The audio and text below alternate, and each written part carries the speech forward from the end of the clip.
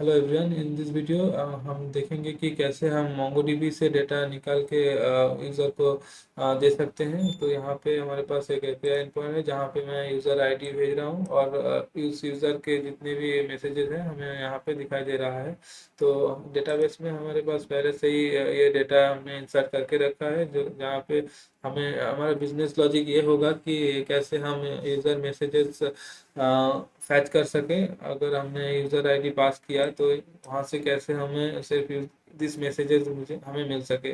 तो इसके लिए पहले तो एक MongoDB कनेक्शन सेट करना होगा। उसके लिए पहले हम यहाँ पे MongoDB सेटिंग्स नाम का एक क्लास ले रहे हैं। यहाँ पे कनेक्शन स्ट्रिंग और डेटाबेस नेम मेंशन किया गया है, और हमारे जो कॉन्फ़िगरेशन फाइल है ऐप सेटिंग्स और जेसन बेसिकली एक ऐसा फाइल है जहाँ पे हम ऑल द कॉन्फ़िगरेशन स्टोर करते हैं।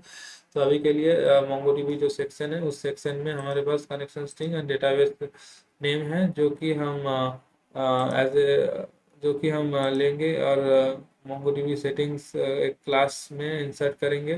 तो यहाँ पे एक बार MongoDB सेटिंग्स में ये अवेलेबल हो गया, फिर हम मैसेज सर्विस में ये डेटा एक्सेस कर पाएंगे। तो यहाँ पे हम connection string and database name अब हमारे ऐप सेटिंग्स डॉट जेसन से निकाल रहे हैं, और फिर यूज़र का जो कलेक्शन है वो कलेक्शन यूज़र्स के कलेक्शन को लेके हम एक फाइंड क्वेरी रन कर रहे हैं, जहाँ पे हम कोई भी यूज़र आईडी को लेके यूज़र का जो भी डेटा है वो फैच कर रहे हैं, और फिर यूज़र के जो मैसेजेस है, ये जो मैसेजेस है उनको हम सॉर्ट कर रहे हैं बाय ऑर्डर, एंड फिर हम उसको रिटर्न कर रहे हैं।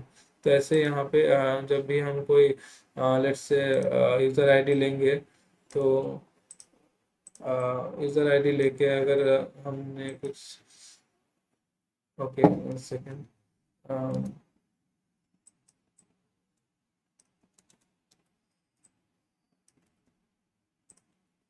तो अब इस यूज़र के पास सिर्फ एक ही डेटा है, एक ही मैसेज है, तो वो हमें मिल रहा है। So that's all for this video. Thank you for watching.